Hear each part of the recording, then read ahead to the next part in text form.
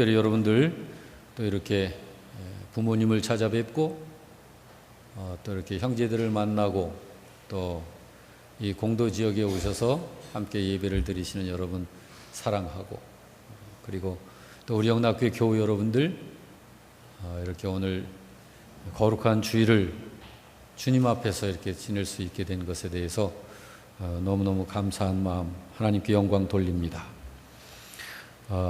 저를 한번 따라서 하시죠. 믿음으로 맞이하는 명절.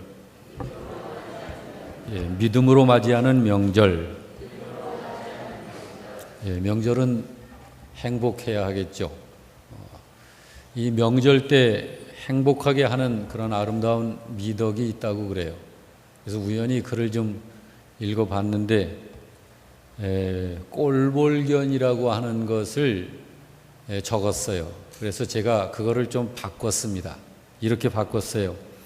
멀리 사는데도 일찍 오는 동서가 참 좋더라. 그리고 손에 바리바리 싸가지고 오는 동서가 좋더라. 또 적당히 핑계대고 아내 데리고 집으로 오는 남편이 너무 좋더라. 그리고 또 하나, 가려는 손님 붙잡지 않는 남편이 참 좋더라. 친정에 와서도 올케를 거들어주는 시누이가 좋더라. 자, 이것을 제가 각색을 한 것이고요. 본래 이렇게 제가 읽은 글에는 이렇게 나와 있어요.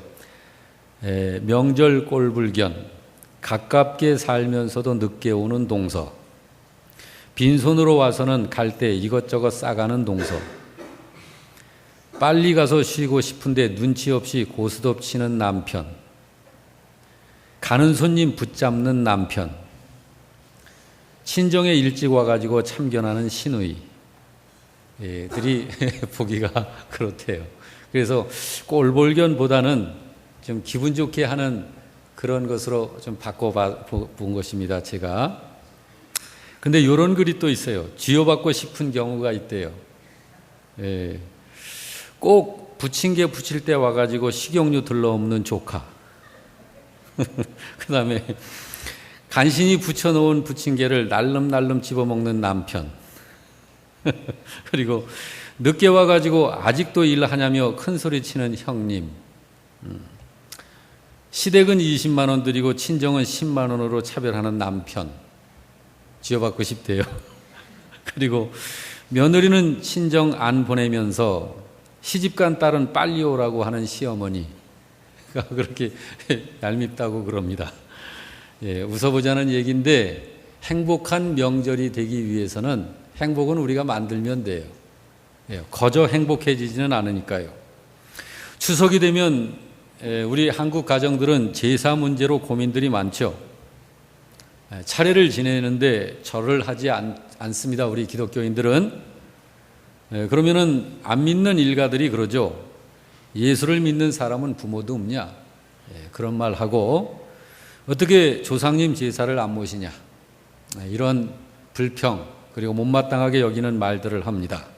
아무리 기독교인이라 할지라도 온 가족이 모여서 이렇게 추석 명절 한 번 차례 지내는데 절 한 번 하면 어디가 덧나냐? 이런 말을 하기도 합니다.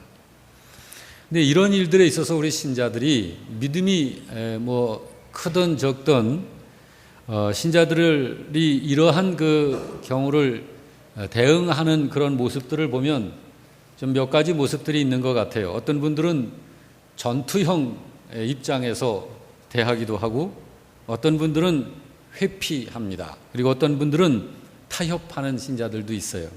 우리 영락교회 교우 여러분들은 지혜로운 복음적인 자세를 갖는 여러분들 되시길 주의 이름으로 축원합니다. 전투형 신자들은 가정사를 영적 전투적인 입장에서 이해를 하기 때문에 무조건 싸워서 이겨야 된다. 그런 신앙의 이해를 하고 있는 거예요. 신앙생활하지 않는 가족은 영적인 대적일 뿐이다. 그들은 하나님을 망령되이 여기는 자이기 때문에 절대로 용납할 필요가 없다. 그래서 싸우고자 하는 이런 어떤 그런 자세를 취하는데, 대개는 꽤 믿음이 좋다고 하는 신자들 중에서 흔히 볼 수 있는 모습입니다. 이런 경우의 신자들을 순교형 신자라고도 그러는데 절대로 물러서지 않습니다. 이런 사람들을 전투형 신자라고 그래요. 회피형 신자들이 있습니다. 아무리 가족이라고 해도 신앙적인 문제만큼은 포기하고 싶지도 않고 타협도 하기 싫다. 어차피 만나면 부딪히고 갈등이 생기니까 아예 그런 현장을 만나질 않겠다. 그래서 그냥 명절 때 만나는 걸 피해요. 여행을 간다든지 가족들끼리. 그래서 대화가 통하지 않는 일가들하고는 아예 상종을 하지 않는 것이 상책이다. 이래가지고 회피하는 사람들이 있다고 그래요. 그러니까 이런 분들은 가족 모임이나 집안의 대소사에 잘 참석하지를 않죠. 또 이런 신자들을 안 믿는 일가들은 아예 그냥 가족이라고 하는 것에서 아예 제쳐놓는 그런 역임을 받죠. 이런 사람들이 회피형 신자입니다. 타협형 신자가 있습니다. 누이 좋고 매부 좋은 식의 형태죠. 좋은 게 아니냐. 그래서 뭐 자주 있는 것도 아닌데 그러면서 같이 마시고 같이 절도 하고 그냥 같이 다 하는 거예요. 바른 신앙적 자세라고 할 수 없는 모습이죠. 이제 이런 경우는 분명한 신앙의 기준이 없는 신자거나 또는 혼합주의 신앙관을 가진 분들이 가지고 있는 입장입니다. 우리 주변에는 이런 타협형의 신앙을 보는 것이 어렵지 않습니다. 특별히 천주교 신자들이 그렇게 하죠. 그들을 보면 조상 제사 다 합니다. 엄연히 성경을 위반하는 행위이고 불신이고 하나님의 말씀을 거역하는 죄악된 처사입니다. 이게 천주교가 처음부터 그랬던 것은 아닌데 언제부터 그렇게 됐냐면 1939년 12월 18일 교황 피우스 12세의 교서에 의해서 한국의 천주교가 그렇게 된 거예요. 이 한국의 유교적 조상 숭배 이런 그 특성에 의해서 이 조상 숭배 제사는 종교적인 우상 숭배라고 보지 말아야 된다. 한국인의 시민적인 의식이다 라고 규정을 하면서 조상 제사를 교황이 허용한 거예요. 자, 이건 무슨 말이냐면 조상신을 숭배하는 행위를 엄연히 하고 있는데도 그걸 단순하게 조상에 대한 효의 표시로 하는 것이다 라고 간주를 한 거예요. 자, 이거는 아주 가증한 거예요. 그건 마치 과거 일제시대 때 일부 개신교회에서 신사참배를 우상숭배가 아니다. 이건 하나의 시민의식으로 우리가 받아들이면 된다 하면서 신사참배를 허용했었던 것과 같은 그런 모습입니다. 이거는 영적인 간음이고 신앙의 절개와 지조를 팽개친 추하고 죄악된 행위인 것입니다. 바로 이런 것을 타협적인 신앙이라고 그래요.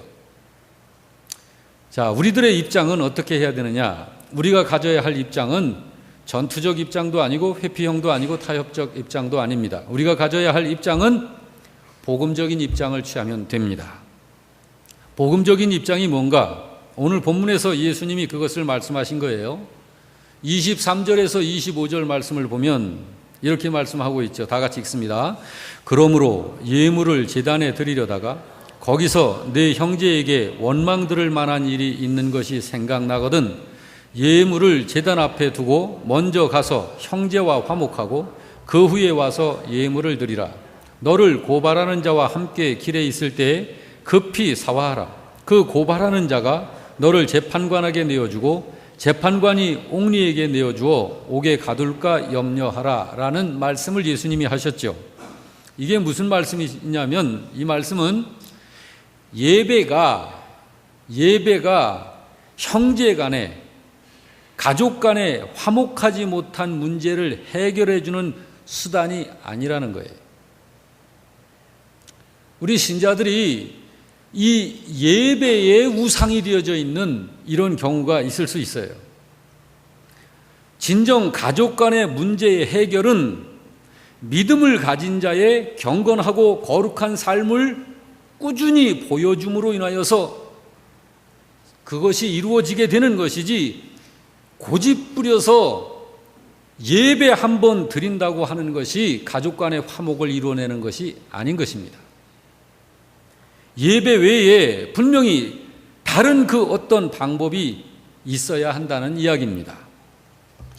여기 형제와 먼저 화목하고 그 다음에 와서 예물을 드리라, 너를 고발하는 자와 급히 사화하라 라고 말한 이 말씀은 그들과 함께 제사 지내야 한다 또는 예배해야 한다 하는 어떤 그런 이야기가 아니에요. 이 말은 그들과 대립각을 세우지 말라는 이야기예요.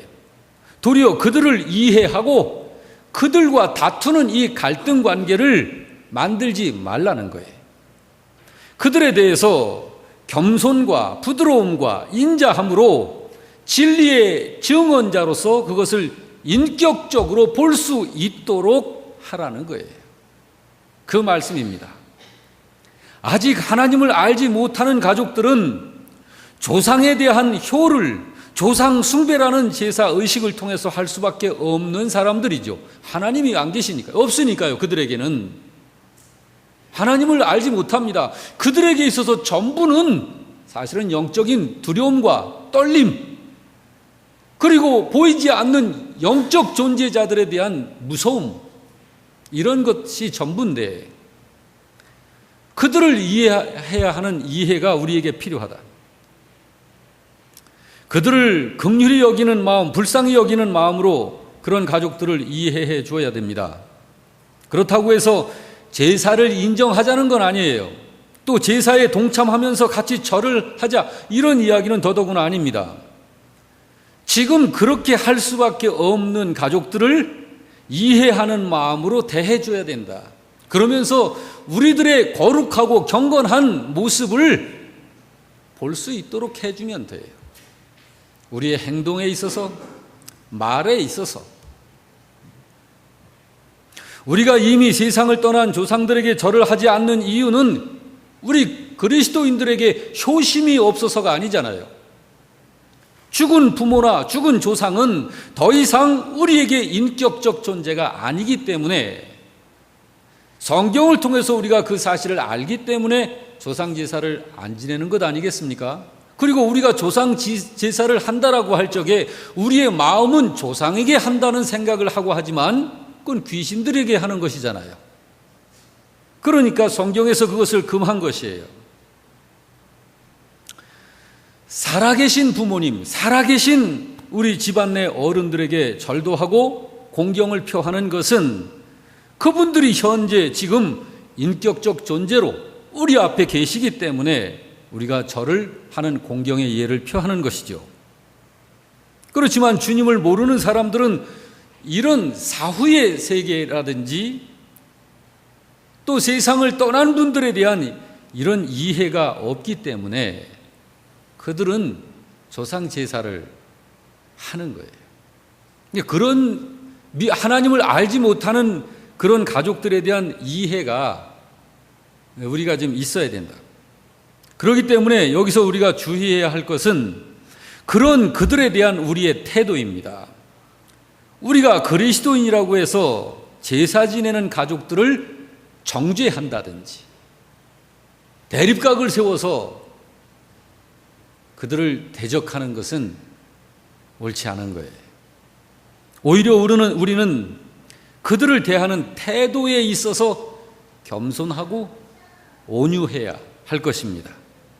내 신앙만 지키겠다는 신앙 목적 때문에 가족들의 이교적인 풍습이나 이기적인 신앙을 정죄해서 드러낸다든지 또는 명절에 치러내야 하는 많은 가사 일들조차 도움을 주지 않는다고 한다면 신자인 우리는 자신의 신앙을 지키는 것 이전에 그런 것보다 더 중요한 가족들의 생명을 얻을 수 있는 기회를 상실하게 되는 결과가 만들어진다는 것을 기억해야 하겠죠.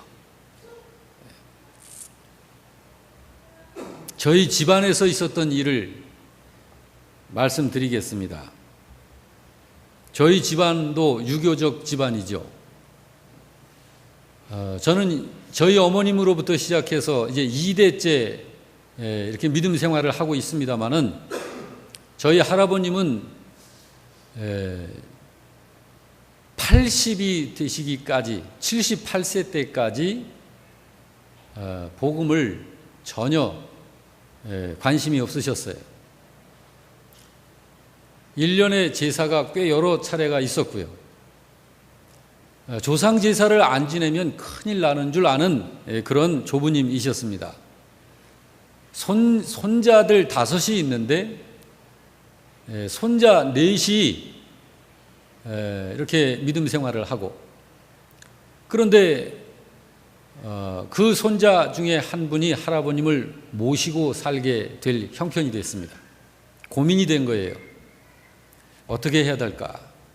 할아버님이 굉장히 완고하시니까 제사를 안 하면 안 될 것 같고 할 수도 없고, 그런데 스스로 결정하기를 어떻게 결정을 했냐면 할아버지 돌아가실 때까지는 모시자. 조상 제사를 차리고 제사를 하자. 그렇게 결정을 한 거예요. 그렇게 하고서 할아버님이 이제 소천을 하셨는데 그날로 제사를 이제 폐했어요. 그리고 나서 집안 모든 식구들이 난리가 난 거예요. 그 할아버님을 모신 제 형제에게 와서 정말 역정들을 내면서 굉장했어요. 너 교회 다니는 거 다 안다. 옛날부터 알고 있었어. 그런데 너 언제서부터 제사 안 지냈냐? 지난번까지 절하고 제사 다 했잖아. 근데 왜 안 해? 아무 할 말이 없는 거예요. 타협형의 신자 같은 그런 모습을 보였던 거죠. 자, 믿지 않는 사람들에 대한 그 마음은 우리들이 이해를 해야 합니다. 그래서 우리는 정말 우리가 갖고 있는 이 믿음을 지키면서도 지혜를 동원해서 온유하고 겸손한 그런 마음을 가지고 일가들의 생명을 구원해낼 수 있는 기회까지 박탈하게 되는 이러한 어리석은 처사는 하지 말아야 돼요. 복음적인 신앙은 목적만을 중요하게 여기는 것 아닙니다. 목적을 이루어내는 과정도 중요한 거죠. 과정입니다. 과정. 여러분과 저의 평상시의 삶은 그런 과정에 해당한다고 여러분 봐도 괜찮을 것입니다.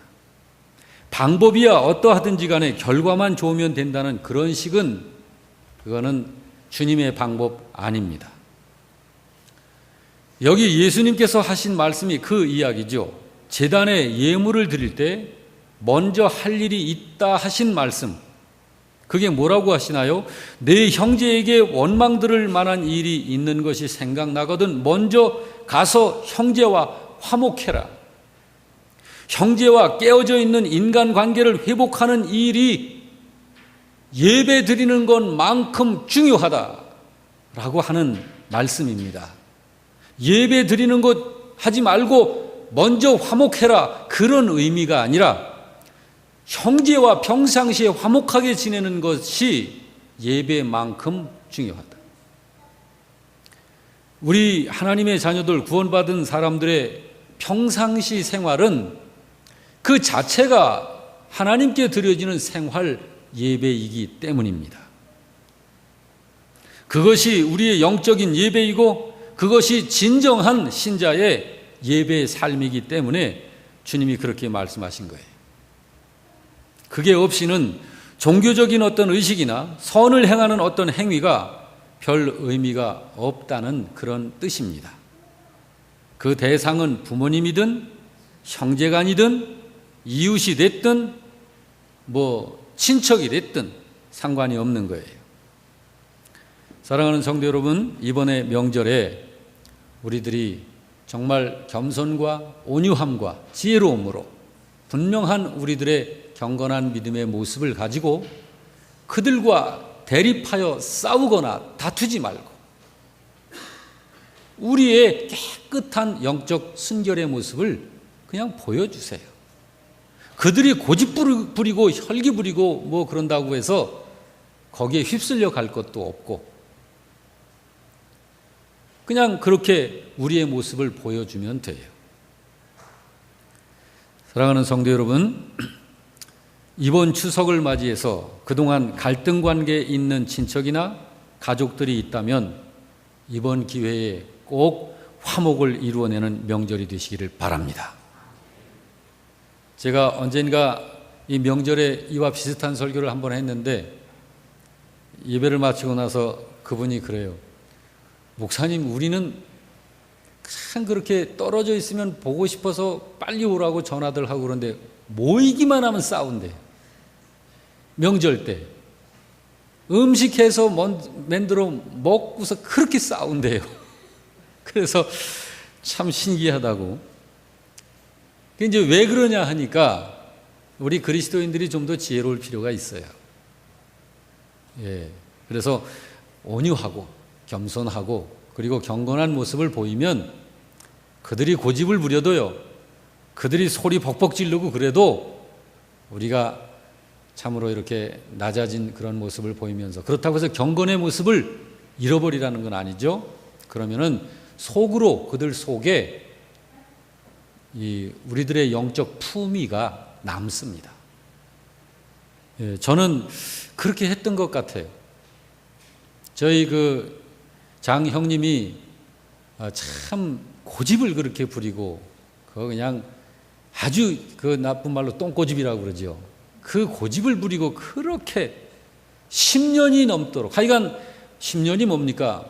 이렇게 명절 때 이렇게 만날 때마다 이제 형님 이렇게 제가 아우니까 비유도 맞춰 드리면서 그렇게 하고 나누는 대화를 자꾸 제가 이제 이렇게 종교적인 이야기로 대화를 이끌어 가고 그렇게 해서 하여간 이야기를 충분히 해요.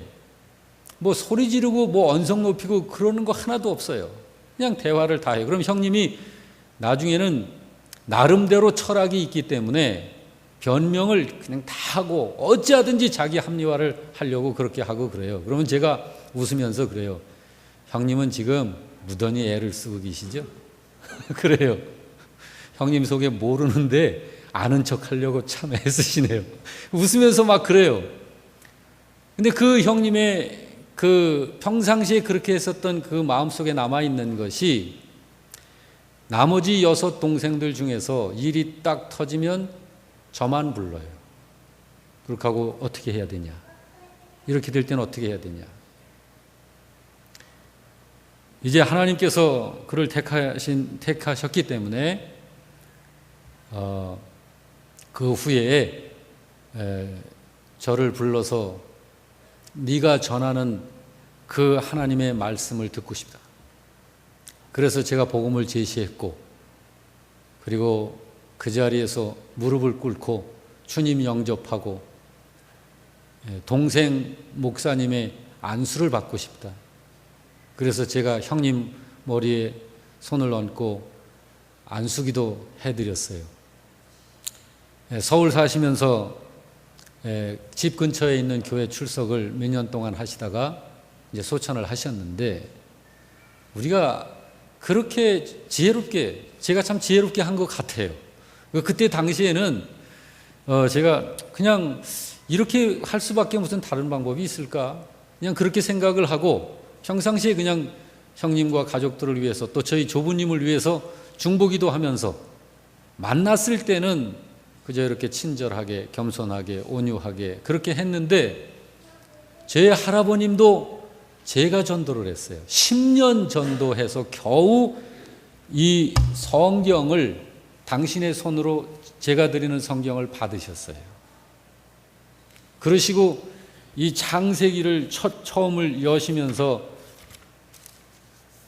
전도사였던 저한테 태초에 하나님이 천지를 창조하시니라는 것을 설명을 해 주셨어요. 처음 성경을 읽으시는 분이.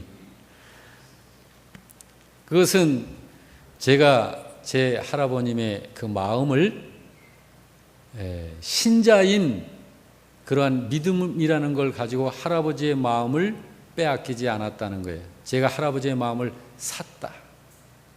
그러므로 손자를 통해서 그 나누었던 모든 대화들을 통해서 할아버지가 주님 앞에 돌아오신 것으로 저는 그렇게 감사하고 있습니다.